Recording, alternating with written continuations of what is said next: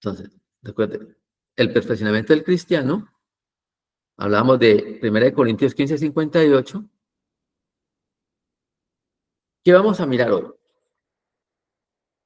Objetivo de la materia, la introducción, la vida abundante, lección uno, versículo a memorizar, la introducción, en qué consiste la vida cristiana, en qué consiste la vida abundante y enseñanza de vida, taller de aplicación. ¿Cuál es el objetivo de esta materia? El estudiante comprende los fundamentos doctrinales y teoterápicos que le permiten al cristiano avanzar en el conocimiento de Dios y en su desarrollo como individuo e hijo de Dios. Cuando nosotros aprendemos lo que es la vida eh, o cuando nos perfeccionamos más bien en esa verdad de Dios, en ese conocimiento de Cristo, nosotros vamos a poder llegar a la estatura del varón perfecto. Uno dice, yo todos los días tengo que ir creciendo. Claro, todos los días. Por eso yo todos los días me tengo que perfeccionar en el Señor. Hay cosas que hay que desarraigar, hay cosas que hay que mejorar. Muchas cosas de nuestra vida a nosotros no nos parecen, ¿sí? Si yo me pusiera a contarles todo lo que a mí no me parece en la vida cristiana, yo le aseguraría que terminaría pensionado y no habría acabado, porque hay muchas cosas que para mí son dificultosas y dejarlas. Y que amor a la obra, por amor a Cristo, me ha tocado hacerlo. Y eso es el perfeccionamiento. El perfeccionamiento en Cristo es que usted todos los días se dé cuenta que tiene que dejar, que tiene que hacer. Por ejemplo, Carlitos nos sorprende con su forma de enseñar y con lo del abecedario. El abecedario del mundo es A, B, C, D, E, pero mire, el abecedario del cristiano tiene que ser obediencia. Y cuando usted va a la Biblia, que ya lo habíamos visto, la mayor demanda de la Biblia es el obedecer. Tema central de la Biblia, el Señor Jesucristo. Temas, eh, ¿de qué habla la Biblia? De obediencia. Y el Señor vino a enseñarnos a obedecer. Entonces, el objetivo es que el estudiante comprenda sus fundamentos doctrinales y teoterápicos que le van a permitir crecer y avanzar en el conocimiento de Dios y desarrollándose como un individuo. ¿Por qué como individuo? Porque le va a servir a la sociedad. Los individuos son los que le sirven a la sociedad. Y los hijos de Dios le sirven al Señor. Entonces, yo tengo que ser un individuo totalmente completo para la sociedad, pero también tengo que ser un hijo de Dios completo para el Señor, para poder agradarle. Es necesario entonces que los hijos de Dios tengamos, ¿sí? Los hijos de Dios tengamos un proceso de desarrollo o de perfeccionamiento en el crecimiento de la vida cristiana. Un proceso que nos permita conocer a Dios como Padre, como restaurador, como una fuente de amor y fortaleza en las diferentes circunstancias que atravesamos como creyentes, ¿sí? Para ello entonces se conjugan varias situaciones, ¿sí? Diferentes factores, de los cuales debemos de ser conscientes, recuerde, de los cuales debemos ser conscientes y darle la importancia y la trascendencia necesaria. ¿Por qué? Mire, hay cosas en la vida espiritual, mejor dicho, lo voy a explicar de otra forma. Todo, todo en el mundo se mira y se mueve a través del ámbito espiritual. Todo. No hay nada que se mueva a través de otra cosa. ¿Por qué? Recuerde que el libro de Romanos dice que el Señor es espíritu. Entonces todo se va a mover a través del espíritu, de lo espiritual. Por eso es que hay luz y hay tinieblas.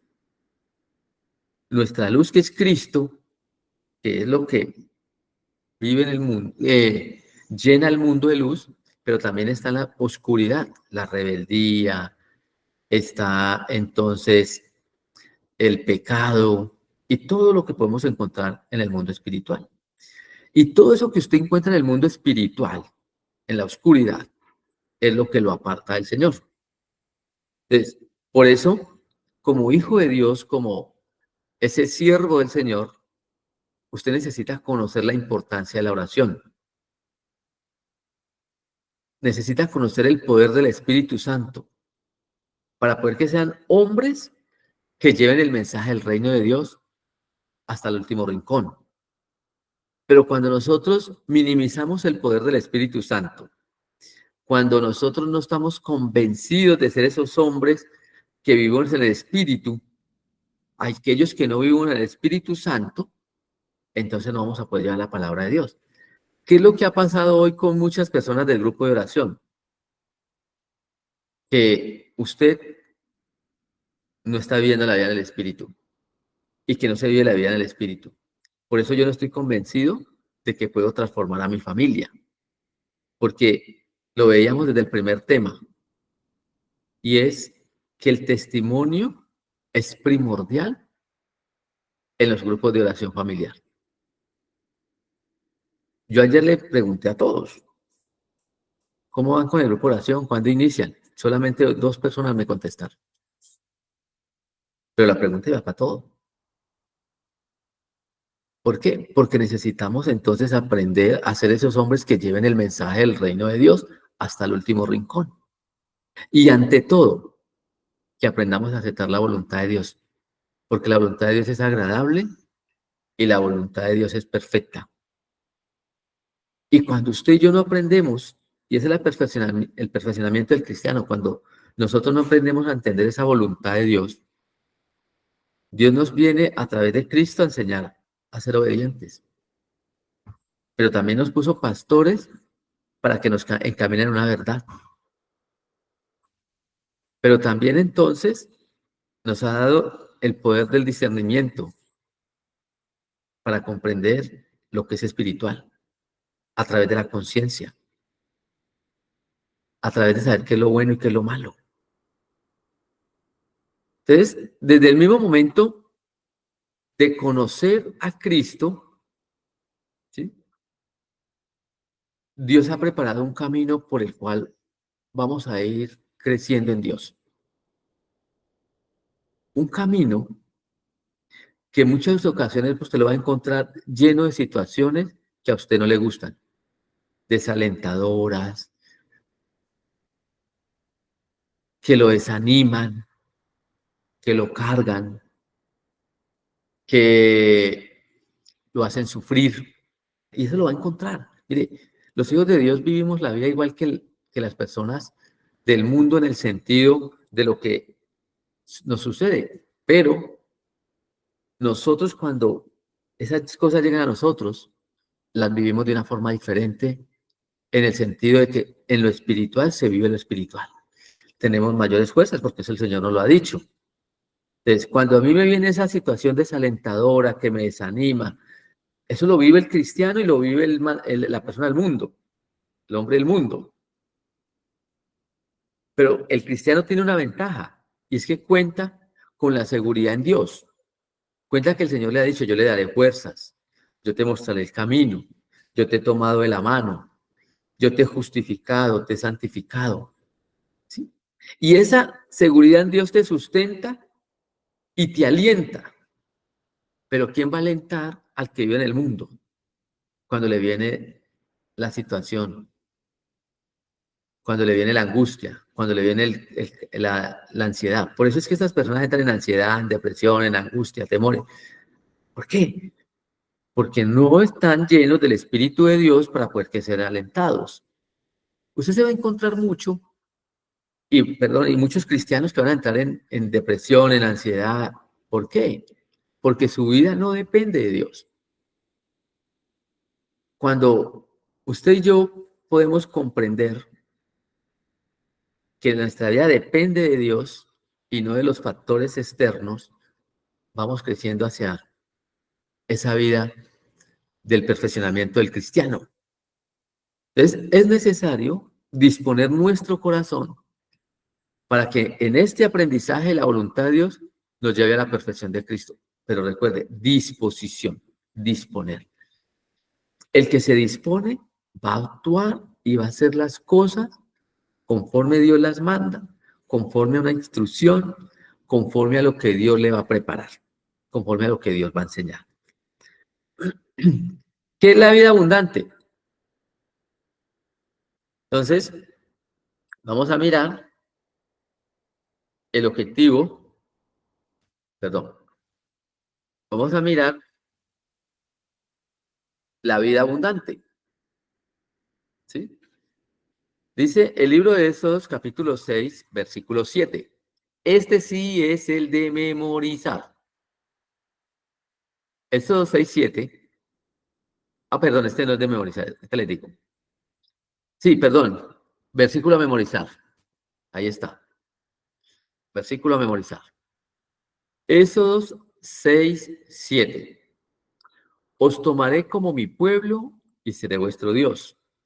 Así sabréis que yo soy Jehová, vuestro Dios, que os sacó debajo de las pesadas tareas de Egipto. Ese es el versículo para memorizar. Recuerde, memorizar. ¿Qué es la vida abundante? ¿Sí? Esta es la introducción a la vida abundante. ¿Cuál es el objetivo de la materia en la vida abundante? El estudiante comprende los fundamentos de la vida abundante y los aplica a su vida espiritual. ¿Sí? Comprende los fundamentos de la vida abundante y los aplica a la vida espiritual. Encontramos entonces que hoy existe un gran desafío para los creyentes y ese desafío es vivir la vida abundante, ¿sí? Y vivirla no de cualquier manera, sino de una forma plena que no solamente me impacte a mí, sino que impacte a todo lo que hay a mi alrededor.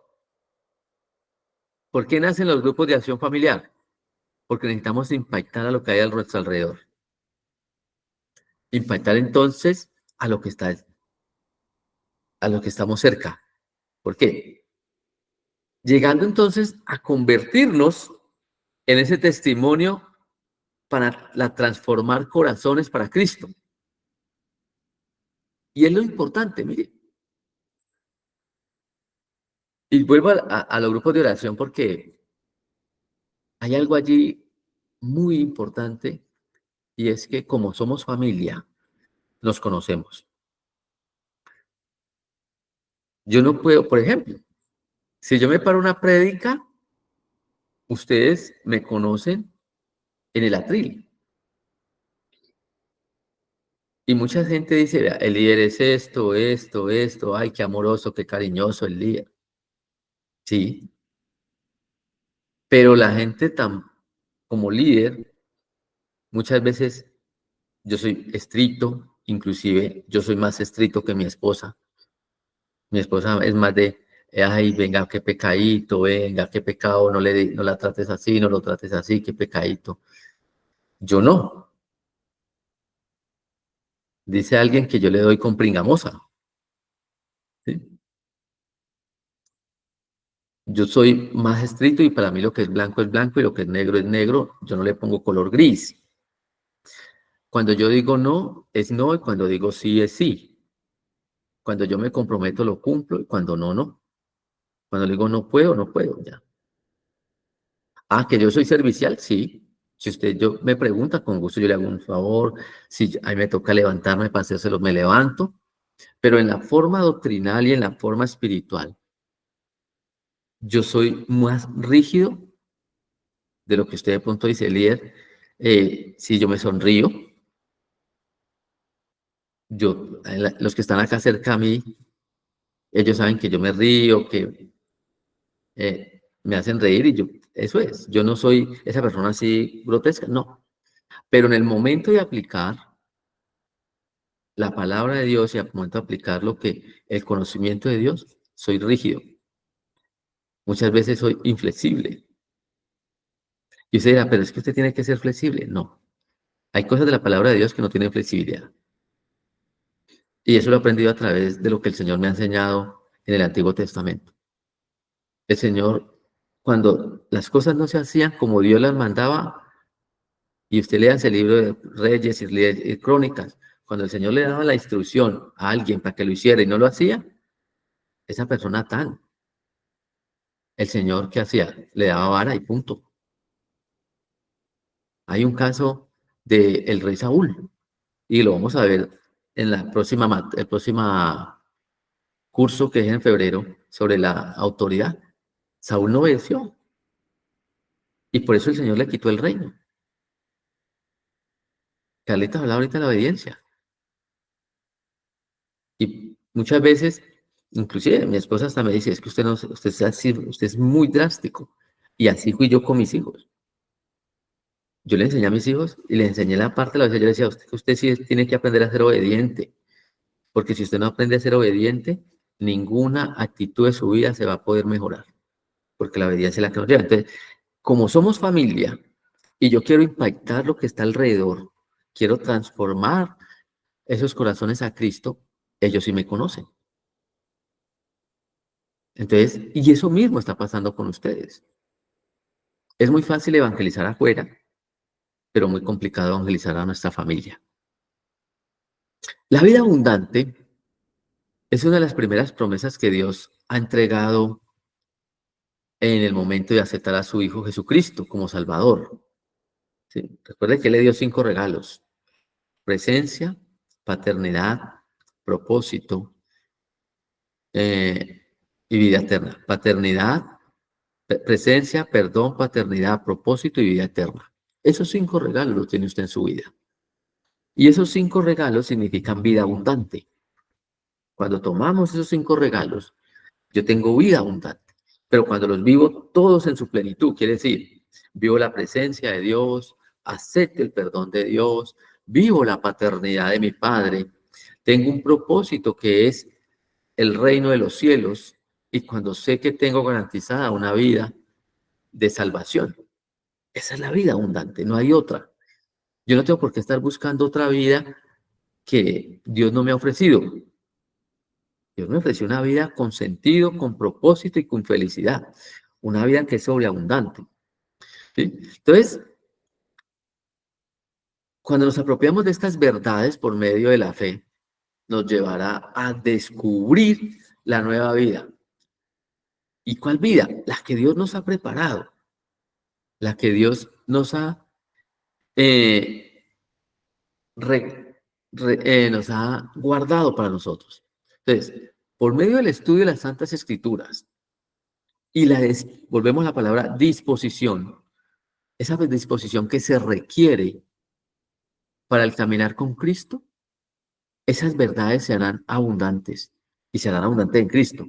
Y no una vida de fracaso, no, no, es una vida de formación, es una vida para ser agradable para Dios. Yo sé que usted está conectado hoy acá y está recibiendo esta materia porque usted quiere agradar a Dios, porque usted quiere aprender de Dios, porque usted quiere crecer en Dios. Si no, usted no se conectaba, ¿para qué? ¿Usted no ha visto que la palabra de Dios me enseña algo y se aplica en todo? Muchos son los llamados, pero pocos los escogidos. Ustedes son los escogidos. Y muchos fueron los llamados. Fueron llamados 140 personas que, pongámosle 130 que hay en Viñedo de Amor. 130. ¿Y fueron escogidos cuántos? Los que hay hoy. 20, no sé si Lies está por ahí y me diga cuántos hay, pero son como unos 26. ¿Sí? Unos 26. Fueron escogidos. Y la palabra de Dios lo dice. Que sí, son muchos los llamados. Van a ser muchos los llamados a entrar a ese reino de los cielos, pero no todos van a ser escogidos. ¿Por qué? Porque tenemos que ser obedientes, porque tenemos que persistir, porque tenemos que entonces tener disposición para poder comprender esa vida espiritual. Y si no, no vamos a poder ver. Y yo le digo, hoy hay cientos de iglesias llenas y están como habla Carlitos, que Carlitos dice, despiertos, ¿cómo es? Dormidos con el corazón despierto. Pero esa gente está, es que, despierta con el corazón dormido. ¿Y qué pasa cuando está con el corazón dormido? La palabra de Dios no entra, no hay disposición. Y la disposición se requiere para caminar con Cristo. Y esas verdades se harán realidad en su vida diaria. Esas verdades entonces le van a llevar a experimentar la vida abundante en Cristo y no una vida de fracaso una vida de fracaso que Cristo no le ha permitido.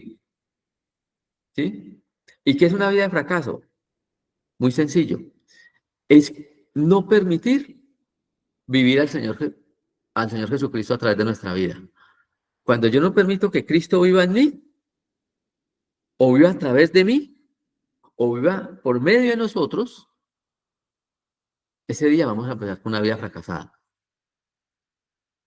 El Señor ya consiguió la victoria. Ahora, solo tenemos que apropiarnos de ella. Recuerde que Él ya dio la vida por usted. Él ya, ahora, lo único que falta es que usted se disponga a experimentar la vida abundante. Es lo que falta. Mire lo que dice 2 Corintios, capítulo 5, versículo 17. Dice la palabra de Dios, 2 Corintios 5, 17, dice, de modo que si alguno está en Cristo, nueva criatura es. Las cosas viejas pasaron, he aquí, todas son hechas nuevas. Esa palabra de modo significa que es una puerta abierta solamente para los que quieran ingresar, los que quieran tener una nueva vida. Porque si yo estoy en Cristo, de modo que si estoy en Cristo, ya soy nuevo. Y eso me tiene que llevar a cambiar todo lo que es mi vida, todo lo que es esa nueva identidad. ¿En qué consiste la vida cristiana? ¿En qué consiste la vida cristiana? La vida cristiana comienza cuando una persona pone su fe en el Señor Jesucristo, conoce su Señor y conoce a su Salvador, reconociendo sus necesidades. ¿Cuáles necesidades? Necesito perdón y necesito salvación. Hay un grupo, los de Restrepo y los de Cali, que vimos un tema que se llamaba Tomando nuestra cruz. Ese tema se aplica mucho a esto. ¿Se acuerda que el joven rico reconocía que necesitaba la vida eterna, pero no se quería despojar de su riqueza? Porque en esa riqueza estaba su tesoro, estaba su corazón. La vida cristiana entonces reconoce esa necesidad de ¿qué? De obtener perdón y de obtener salvación. Este acto de fe marca el inicio de una vida espiritual. 2 Corintios 5:17. Y también enmarca algo y es una nueva relación con Dios, porque ya se vuelve una relación personal. Hay una doctrina que enseña que yo tengo que ir a contarle al hombre mis pecados para yo poder ser salvo. Y eso no es así, la Biblia no lo dice, porque el hombre no tiene facultad para perdonar. El que tiene facultad para perdonar es el Señor. Eso es como aquella persona que no le diezma a Dios, sino que le diezma al hombre. ¿Le explico? En vez de ir y llevar su diezmo al alfolí o a las arcas del Señor, me dice, tenga líder, yo le doy estos 50,000 pesitos para que usted viva. Yo se los recibo y para mí son, bienvenidos, son bendecidos. Pero yo no le puedo dar a usted una bendición. ¿Me explico? Yo no le puedo multiplicar esos 50,000. Pero cuando yo traigo ese diezmo y lo presento ante Dios, Dios sí va a poder multiplicar y le va a multiplicar a usted para que usted vuelva y me dé. pero yo como hombre no. Para mí son una bendición. Uy, ¿ya? Porque me cubre una necesidad. Pero yo no puedo bendecirle su finanza. En cambio, si usted los pone en ese alfolí, el Señor le dice, y lo dice Malaquías 3:10, él le dice, pruébame ahora en esto, si no abriré las ventanas de los cielos y derramaré bendición hasta que sobreabunde, y reprenderé el devorador por vosotros. Yo no os puedo reprender el devorador, yo no soy Dios. Yo puedo orar para que a usted le vaya bien. Uy, Señor, fulanito de tal me trajo esta ofrenda, Dios bendícele. ¿Sí? Yo he visto a mi esposa orando, por ejemplo, para los que le traen aguacates. Ay, Señor, que ese árbol de aguacates cada día se multiplique y demás, y todo no sé qué, el que le trae limones. Y esa es la bendición. Pero el que ella le ora al Señor para que el Señor le bendiga. Y eso es lo que pasa acá. Mire, cuando esa relación personal con Dios, entonces necesitamos aprender a vivir, ¿sí? Eh, o más bien esa vida cristiana consiste en vivir de acuerdo a los principios y a las enseñanzas de Jesucristo. Eso es la vida abundante. Que la vida cristiana usted la viva por los principios y las enseñanzas de Jesucristo. Muchas veces usted no acepta los principios de Dios. Veníamos viéndolos en las citas de edificación. El principio financiero, el principio de la obediencia, el principio del conocimiento de Dios, el principio de la autoridad. Y a nosotros nos cuesta eso. Y Dios sabía que eso costaba. Por eso lo puso en la Biblia. Si Dios hubiera sabido, es que mis hijos todos son obedientes, esos son lo más lindo y lo más hermoso y lo más precioso, es que esos son unas joyitas así, no le hubiera puesto aquí una demanda que es la obediencia, no le hubiera puesto el principio del diezmo, no le hubiera puesto el principio de la autoridad. No, ¿para qué?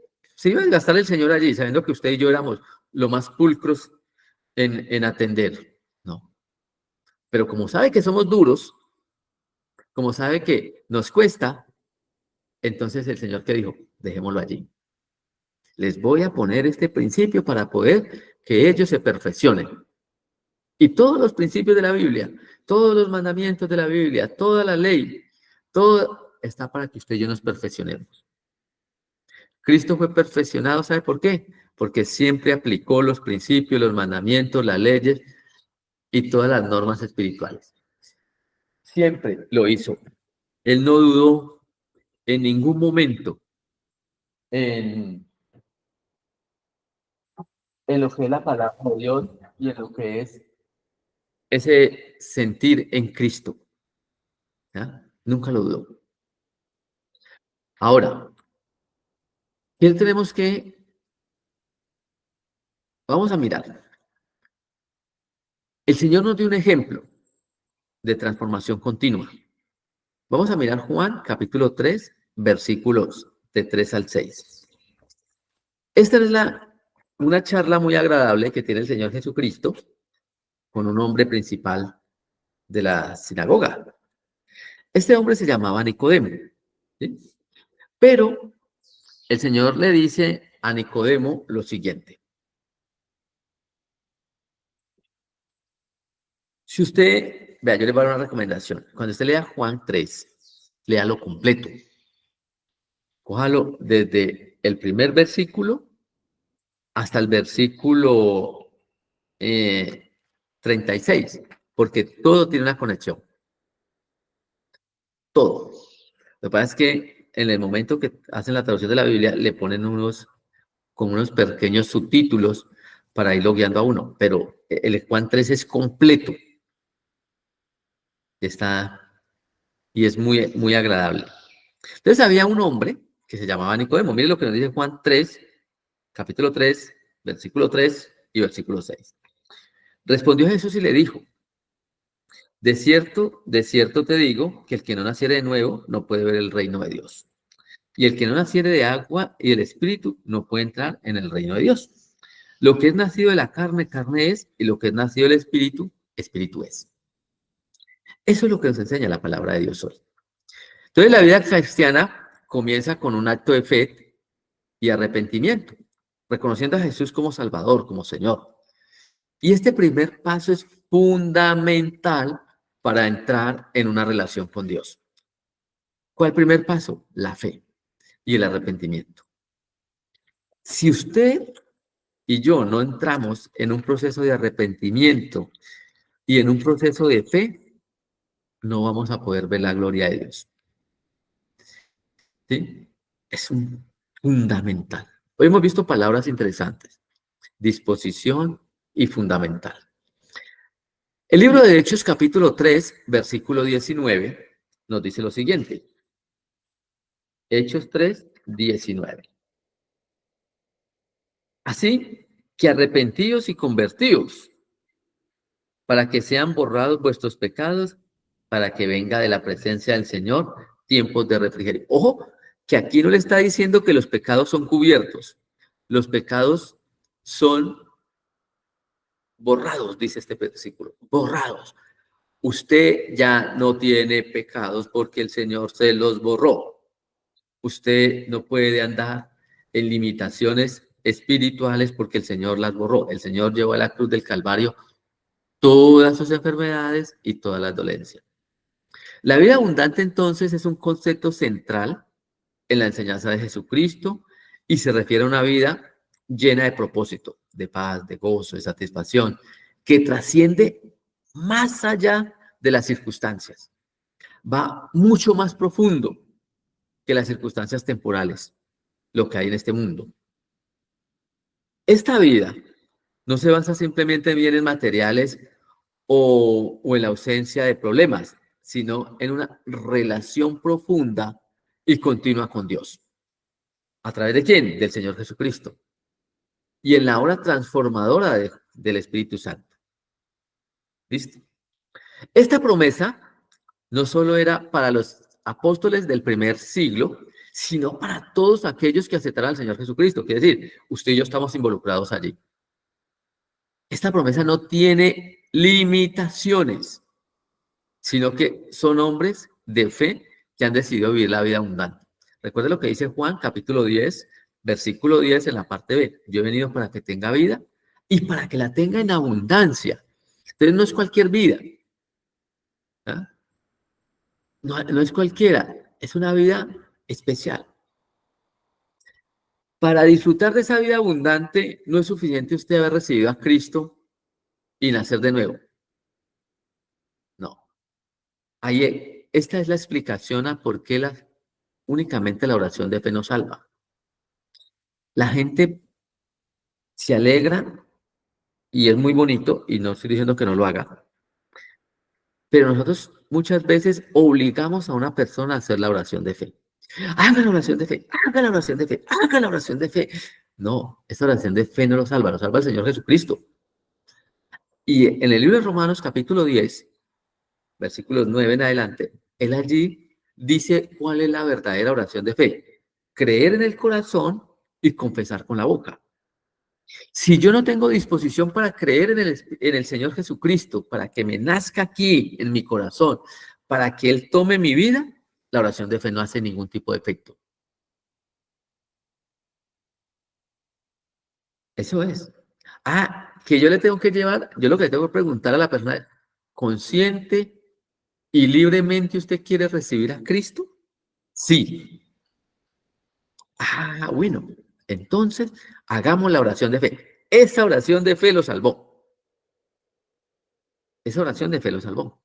Porque la hizo consciente y libremente. Ahora, ¿qué significa recibir consciente y libremente? Que esa persona quiere un cambio en las actitudes y empieza a buscar al Señor, empieza a congregarse, a estudiar la palabra de Dios, a orar, a leer, a escudriñar.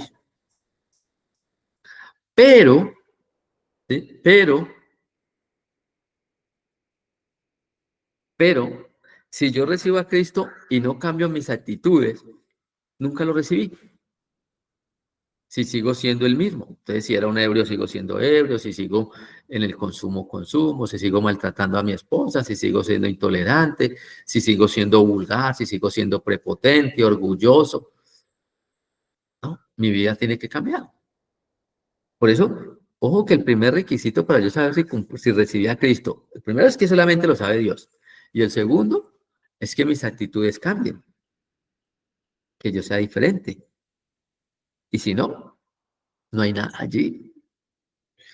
Le recuerdo, la oración de fe solamente salva al que lo recibe consciente, libremente y que dispone su corazón. ¿Se acuerdan? Disposición nuevamente. Entonces, esta vida debe ser desarrollada por medio de una oración continua y un profundo deseo de escudriñar las escrituras.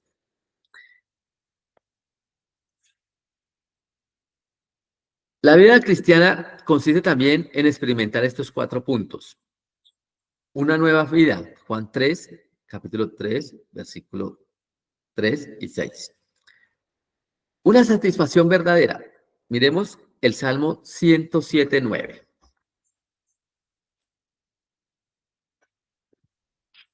Salmo 107:9. Mire lo que nos dice. Porque sacía el alma menesterosa y llena de bien el alma hambrienta. Satisfacción verdadera.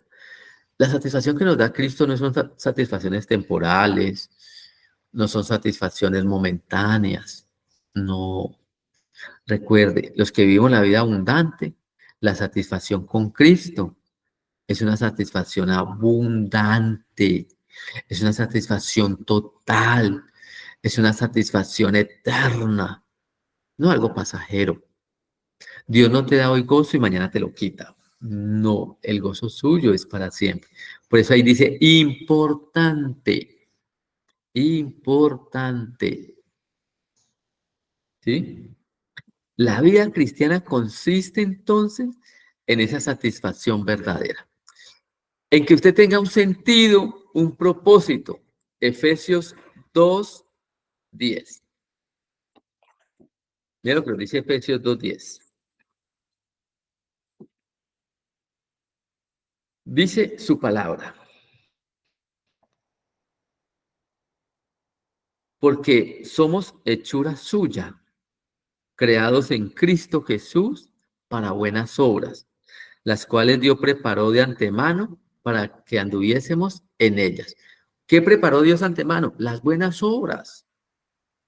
No tiene nada que ver con la doctrina de la, se me olvidó cómo se llama la doctrina, de la predestinación. No. Dios preparó de antemano las buenas obras para que usted y yo andemos en ellas. ¿Y cuáles son las buenas obras? Mis buenos pensamientos, mis buenas actitudes, mis buenas relaciones, mi sanidad emocional, mi sanidad espiritual. Todo lo preparó Dios de antemano. Todo lo preparó Dios de antemano. Y una nueva relación con Dios, Efesios 4:7. Dice entonces la palabra de Dios, así, pero cada uno de nosotros pueda la gracia conforme a la medida del don de Cristo. Es decir, cada uno de nosotros tiene la gracia según la medida de Cristo. Interesante, una nueva relación con Dios. Mi relación con Dios depende de mi relación con Cristo, de cómo yo veo al Señor Jesucristo, de cómo yo veo a mi Señor. Eso es lo interesante. ¿En qué consiste o qué acontece? Vamos a mirar una cosa. ¿Qué acontece cuando recibimos a Cristo? Bueno, que Él perdona nuestros pecados, nos da victoria sobre todas las cosas, nos reconcilia con el Padre, renueva nuestro entendimiento, nos da una vida, una nueva vida, nos une a Él y morimos al pecado. Recuerde, morimos al pecado, Romanos capítulo 6, versículos del 1 al 6. Morimos al pecado. Ya no está el pecado en tu vida, ya no está en nosotros, ahora somos nuevos. ¿Qué hacer para vivir esta vida de bendiciones?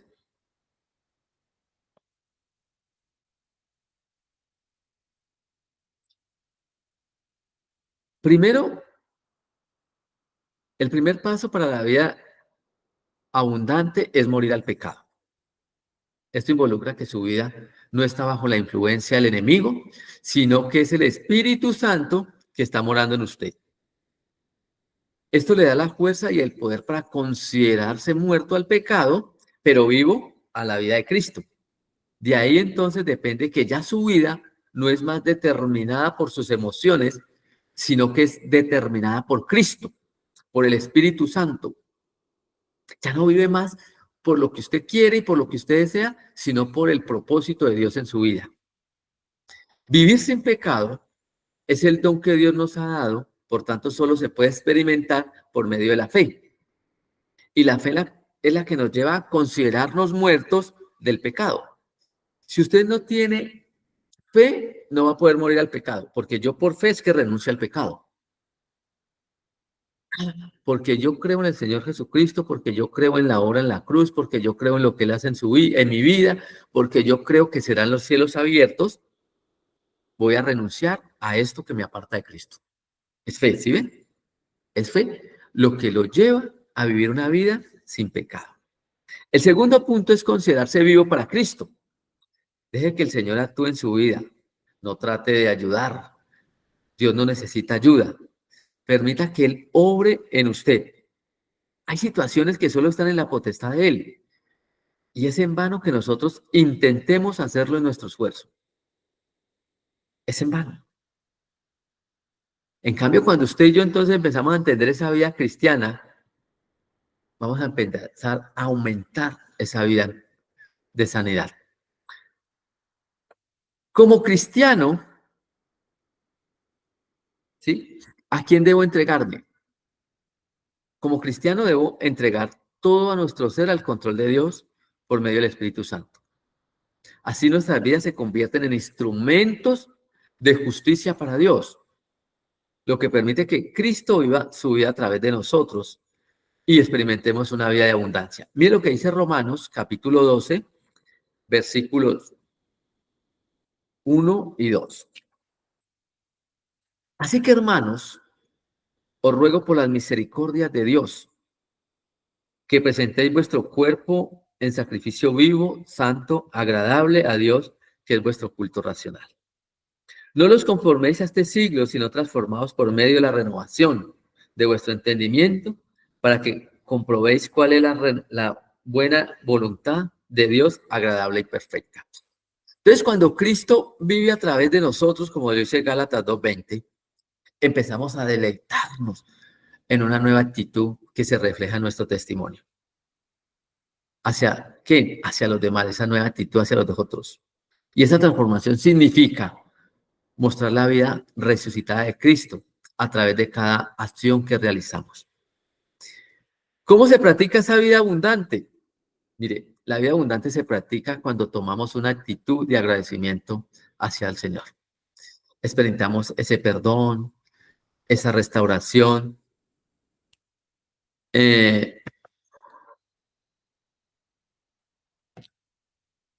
Permítame que se apague el computador.